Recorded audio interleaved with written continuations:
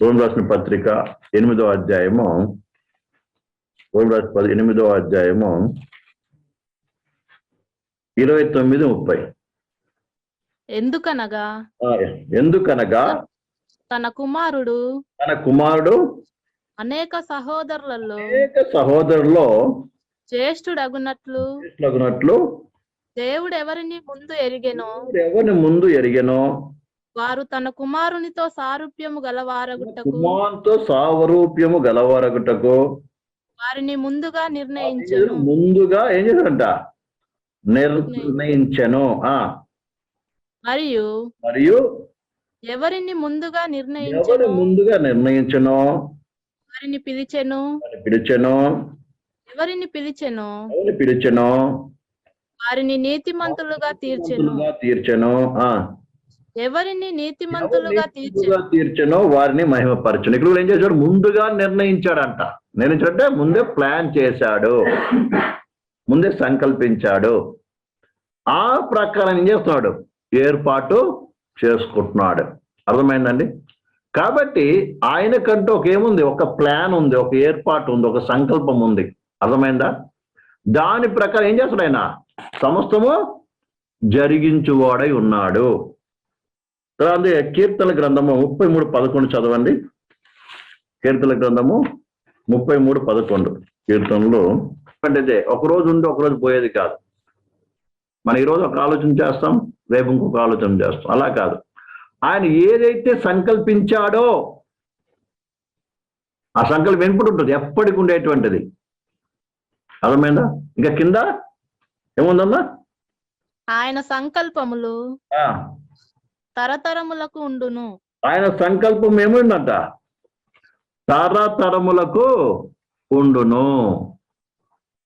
అది అర్థమైనది. ఆ సంకల్పం ఇక మార్చబడదు. ఎప్పటికీ ఆ సంకల్పం ఉంటుంది అని అది చూపిస్తుంది ప్రేమలారా. కాబట్టి దేవునికంటూ ఒక సంకల్పం ఉంది. అది ఎప్పటికి నిలిచేటువంటిది, మారిపోయేది కాదు. అందుకే మన దేవుడు ఎవరు చెప్తారు? మార్పు లేనివాడు. అంటే అర్థమైనది, ఆయన మారిపోయేవాడు కాదు. ఆయన మాటలు మారవు, ఆయన ఉద్దేశాలు మారవు. అదేవిధంగా ఆయన ఏదైతే ఆయన గుణలక్షణాలు మారవు, ఆయన చెప్పిన మాటలు మారవు. అర్థమైందండి? మారిపోయేవాడు కాదు ఆయన. అర్థమైందా? కాబట్టి ఎప్పటికి ఉండేటువంటిది. అందుకే మన విశ్వాసముతో ఏం చేస్తున్నాం? ప్రభు మాకు వాగ్దానం చేశాడు. ఏమని?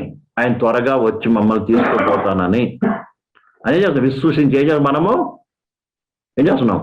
వెంబడిస్తున్నాం. అవునా కదా? వెంబడిస్తున్నాం. అదే బాగా ఆలోచించాలి. దేవుడు రేపు ప్రత్యక్షమై నేను రావట్లేదు, రెండో రకం లేదు, పరలోకంలో ఉంటాను, మీరు ఇక్కడే ఉన్నానంటే అందరి పరిస్థితి ఎలాగుంటుంది చెప్పండి? మనమైతే అనేస్తాం కదా, రేపు వస్తామంటాం, తెల్లారి ఫోన్ చేసి అంటాం నేను రాలేనబ్బా, నాకు జబ్బు వచ్చింది, అది వచ్చిందని మానేస్తాం. అలాగే ఏసై చెప్పేవాడు కాదు. ఆయన ఒక్క సంకల్పించాడంటే అది ఎప్పటికీ మారదు, నిరంతరం ఉంటుంది. ఆయన మాటలు మారవు. అందుకే రాసి మరీ ముద్ర వేసి ఇచ్చేశాడు మనకి. అర్థమైందా? ముద్ర వేసి ఇచ్చేశాడు. కాబట్టి ఈ విషయం మనం మనసులో పెట్టుకో. ఎందుకు ఈ మాట నేర్చుకుంటున్నామంటే, దేవుని యొక్క సంకల్పము ఒక వ్యక్తి పట్ల నెరవేర్చబడేంత వరకు కూడా ఆయన ఈ భూలోకంలో ఒక వ్యక్తిని ఏం చేస్తాడు? ఉంచుతాడు. మన సబ్జెక్ట్ ఏంటిది? మెర్సీ కిల్లింగ్ గురించి కదా, కారుణ్య మరణం గురించి ఇదంతా నేర్చుకుంటున్నాం. అర్థమైందా? ఎందుకు అది తప్పు అన్న విషయం గురించి ఇవంతా నేర్చుకుంటాం. ఇంత అంటే దేవుడు ఒక సంకల్ప ప్రకారం ఒక వ్యక్తిని ఏం చేశాడు? ఈ లోకంలో పుట్టించాడు. అర్థమైందా? పుట్టించిన తర్వాత ఆ సంకల్పము నెరవేర్చబడే వరకు కూడా ఏం చేస్తాడు? ఈ లోకంలో ఉంచి నడిపిస్తాడు. అర్థమైందండి? అప్పటి వరకు ఏంటిది? దేవుడు ఈ లోకంలో ఉంచుతాడు. మనం పోయిన నేర్చుకున్న రీతిగా ఆయన మరణం వరకు ఏం చేస్తాడు? నడిపించేవాడు. తన ఆలోచన నడిపిస్తాడు. ఆ తర్వాత ఏం చేస్తాడు? ఆయన మహిమలో చేరుస్తాడు. అర్థమైందా? పోయినవారు మీరు నేర్చుకున్నా లేదు, పోయిన వారం నేర్చుకున్నాం. అర్థమైందా? కీర్తన గ్రంథంలో ఉంటుంది. ఏమని యెహోవా ఏం చేస్తాడంట? మరణం వరకు నడిపిస్తాడు. అది ఎలా నడిపిస్తాడు? ఆయన ఆలోచన చేత ఎవరైతే ఆయన చేతికి అప్పగించుకున్నారో వారిని ఏం చేస్తాడు తెలుసా?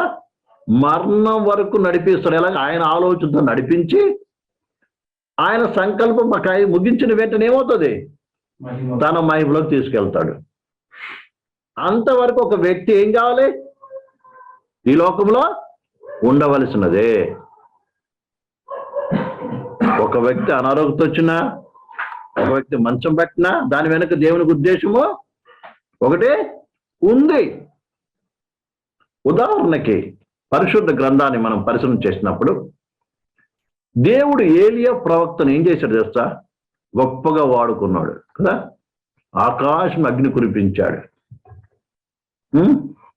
అలాంటి ప్రవక్త ఏం చేశాడు? అగ్ని రథాలతో తీసుకుని వెళ్ళిపోయాడు. అది ఆయన పట్ల ఉన్న ఆయన ఉద్దేశం.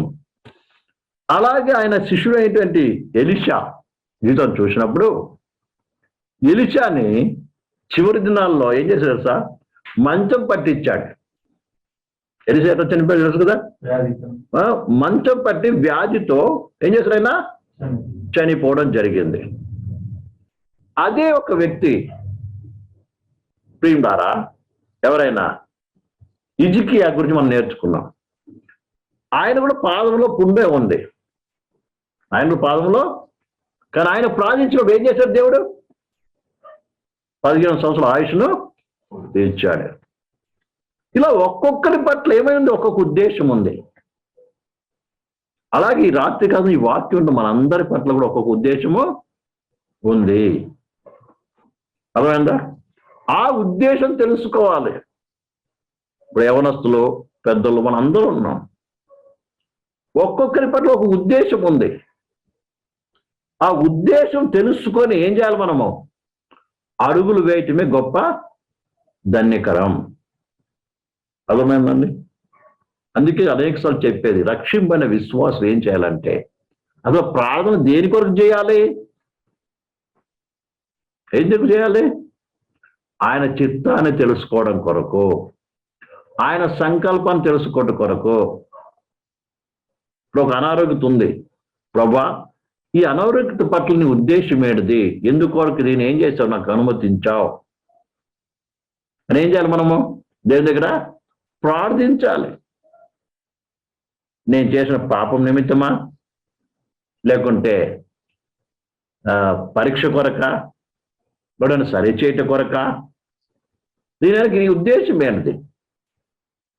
నువ్వు స్వస్థపరిచే దేవుణ్ణి అన్నావు, అనేం చేయ నువ్వు స్వస్థపరచు అనేం చేయడం? ప్రార్థన చేయటం. అని ఉద్దేశం తెలుసుకోవటం.